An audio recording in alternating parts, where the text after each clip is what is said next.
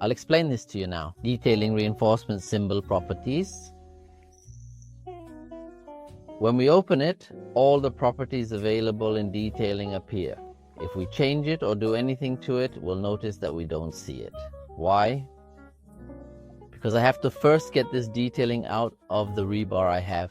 So the first step we need to do is to extract the detailing.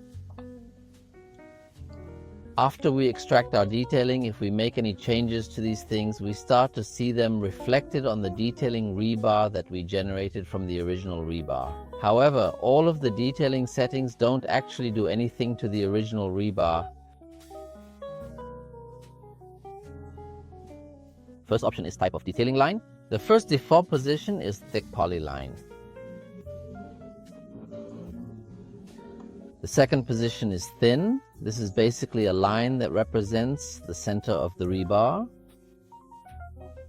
The third position is double, and this is thick polyline, but it's hollow inside. Its distinguishing feature for double and thin is that if I change any of the properties of the line, for example, if I change the line type and refresh, I'll find that the shape of the rebar has changed.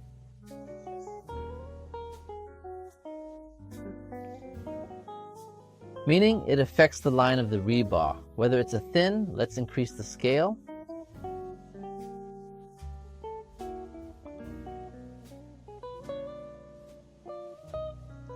Or if it's double. But if we configure it thick so that it doesn't, the line's properties simply won't affect it at all. The next step, or the second property, is detailing scale. Let's continue. Detailing that I'm getting from the rebar now, scale is a 1-to-1 ratio. That is, the detailing rebar I'm extracting is exactly identical to the original rebar I created. If I set it to half now, that means detailing what I create will be half scale value of the original rebar scale. Let's return it as it was. The second thing we have is, this means that now I have a detailing rebar. Yes, just one, the single rebar. If I delete it, you'll see that count now at 0. If I add 1, it will go back to 1. So this represents the number of detailing rebars I'm extracting. As we saw earlier, the minus button deletes detailing and the plus button increases the count of detailing. If I press plus again, nothing detailing will come out. Only one will come out. So there's never any risk of accidentally extracting more than one rebar or anything like that. No, it will always be just one rebar that comes out with me, and we make sure of that from detailing count. You'll always find it set to 1. There's only one situation where I can extract another detailing, and that's when I change the very bottom option, which is only add one detailing. At the moment, I really can't add more than one item at a time because of the current settings. But if I adjust this option, no, it will then allow me to add more than one detailing. So if I press plus now, another detailing will come out. We'll see that the count has become 2. If I press the plus again, a third one will come out. We'll see that the count has become 3. And so on. And of course, above each rebar, the grip for moving and this rebar minus, that specific rebar, appears. Naturally, I can delete any one of them. For example, if we delete this rebar, we'll see that the count becomes 2. Alright. After that, we have the detailing index, which is now 2. This means that right now, it's working on or has selected the second rebar. If I want to select the first rebar, and so I change my index to rebar number 1. What difference does this make? It makes difference in this coordinates, and in every properties of detailing is affected by it, with the exception of this coordinate. Now, when it comes to changing the location, I actually have 2 different methods or approaches that I can use to do this. The first way is by dragging the grip of this rebar to any position I want. As a result, I find that the position of the rebar changes. If we notice now, the coordinates of x and y values are currently minus 1900 and a little over 1300. If I change it here like this, I'll find it becomes minus 400 and a little over 2000. So this means that the coordinates of this point are written in the x and y fields here. Of course, these numbers are relative to what? They're relative to the 0, 0 point, which is the starting point of the rebar, this point. So here we find that x and y are now 0. All right? Okay, so this is the first method, moving the yellow grip. And I move detailing to the location I want. Accordingly, coordinates that written here represents the difference in coordinates between my point and the starting point of the original rebar. The second method is to change coordinates by directly entering my numbers. And of course, the numbers I enter as x and y are reflected in. So now, if I enter my x and y values, the x and y will start moving from the 0, 0 point, which is my starting point. For example, let's say I want the x to be 200. It will move a distance of 200 from the starting point. Then, if I set the y to say 500, it will go up by a value of 500. Of course, if I enter these numbers as negatives, if I enter a negative value for x, it will move to the other side. And if I enter a negative value for y, it will move downward. And this way, I can input my coordinates values. Of course, coordinates I just entered was for the rebar, this one here, which represents first index out of the two rebars. If I want to move the second rebar, I can either move it from my grip. Of course, if I try to move it, we'll notice these coordinates don't change. So, to see coordinates for this rebar, I need to select it. At that point, we'll see that this rebar turns cyan and the other one becomes dimmed. At that point, we'll see coordinates get refreshed and now represents the coordinates of rebar that I have selected. So when I go to change the location of this rebar, I actually see these coordinates get refreshed. And if I change its position, say I set it to minus 500, I'll find that the number I entered is actually what changes the position of the detailing rebar I have selected. So that's the benefit of, toggling through the options of detailing come up for the rebar I'm working with. All right, let's just delete one of the rebars so that we only have one left. The next point is display detailing annotation. Let's make it visible just to reassure people that, any change I make at properties will affect both, except for coordinates that specifically requires me to select the rebar I'm going to modify. So if we do display detailing annotation, we'll see that annotation actually appears on each of these detailing rebars, as you can clearly see. After that, we have detailing text height. If I enter, say 30, I'll notice that this number, its size increases. Next, if one of the ends of this rebar has a hook, right? Let's add a hook now. For example, let's set it here to 90 degrees. So as a result, we find that dimension of hook, which is written at the end of the content, appears. Now, if I want to hide this hook data or hook annotation, I will change hide detailing hook data option, make it yes. At that point, we see that the hook text completely disappears and only the remaining text of other segments. Let's bring the hook text back. Also, the hook text height can be modified with a different property than the usual one. This changes everything except the hook text. We change the hook from detailing hook text height. Let's make it, for example, 50, make it bigger, for instance. We'll notice that it starts to change on its own. Of course, as we can see, everything is changing. Everything changes in detailing. At the same time, the original rebar, none of this affects it at all. Nothing of these annotations appears on it whatsoever. Nothing changes in it, because in order to change anything in the original rebar, I have to actually change it from display option, not from detailing RFT symbol. These are all things that are specific to the detailing rebar, exactly. The next step is detailing text offset. This is basically just the distance that is measured between the exact center of rebar and text. So if this offset is set to 0, we'll find that the text positioned at the center of the rebar. The more we increase this offset number, we find that my text starts to move inward.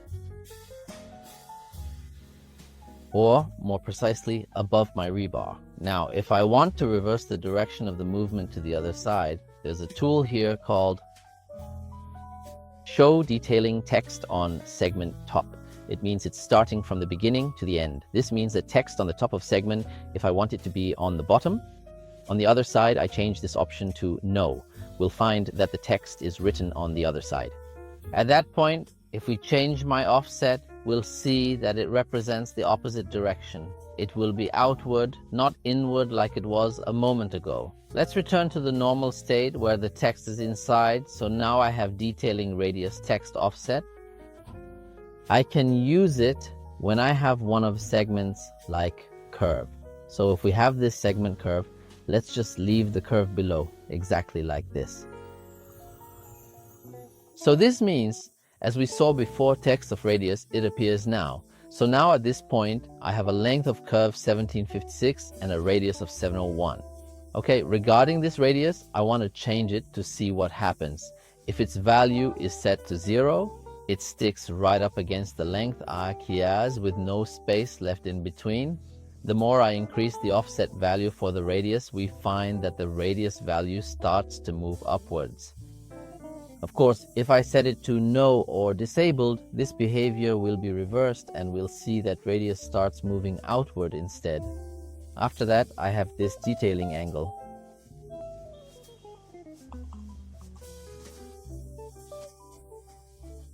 Let's disable this line. Its function is to show me the angle in areas where there are intersections. Let's look here. We'll find that angle appeared here. The angle here has appeared. And so on. All of these various and different angles have really started to gradually appear for me. And then, following that, we have Show Detailing Alphabet Annotation. When we activate it, all these dimensions are converted to letters. So we find A, B, C, D, and so on, continuing in order until we reach the end. Each individual segment gets its own specific letter. Then after that, we have only add one detailing. We already mentioned what the purpose of this is. The last property here, detailing grip point offset, that represents the distance between the minus sign and the select point, or the point from which I move mine, so it's 300. If I set it to 100, for example, I'll find that the distance between them gets closer. Of course, right now I have 2 detailing rebars, and the option to have more than one rebar is enabled. So if I press the plus button, I can add another rebar, a third one, and so on. If I close this option now, the 3 that I already created will remain. But if I try to press the plus button, a 4th one won't appear. So if I delete any one of the 3 like this, I deleted one, I won't be able to add another one. If I delete this one and then press the plus button, it still won't let me add another one. And if I delete the last one, only then will I be able to add just one rebar only. If I try to press again, no more rebars will appear. So as long as this option is enabled, I can't add any more rebars. No additional or custom detailing rebar for me. And the advantage of this, as we mentioned, is that it prevents you from accidentally adding more than one rebar, which would unnecessarily overload the panel. But if I intend to do that, there's no problem at all. We notice that if we enable this option and add more than one rebar, the detailing rebar I added and the original rebar are actually one object. So if I select this rebar, you'll see that the whole thing gets selected.